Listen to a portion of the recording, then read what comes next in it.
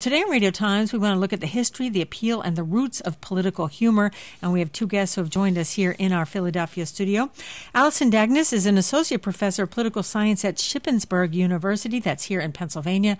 And she's the author of a new book called A Conservative Walks into a Bar, The Politics of Political Humor.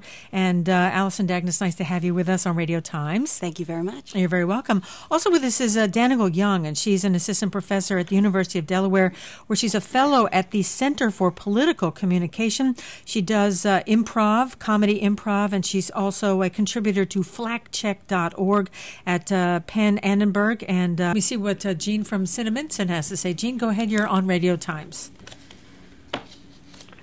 Hi, Jean. Hi, you still there? Yes, are you still there? Go ahead. Yes, I'm still here. Go ahead.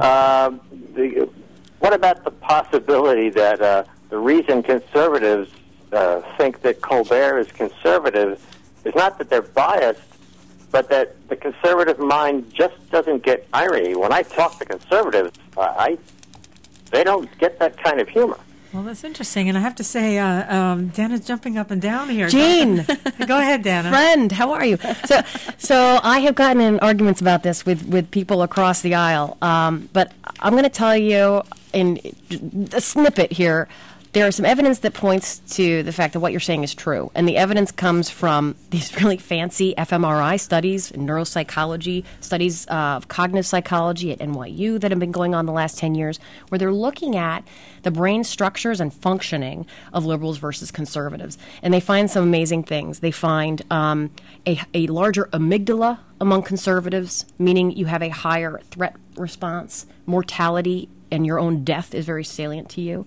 They find larger anterior cingulate cortexes among liberals, which means that you are better able to navigate uncertain situations.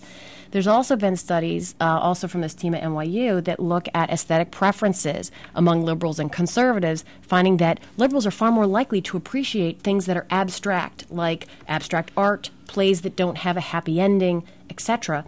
And they tie that back to a personality trait or psychological trait called need for closure.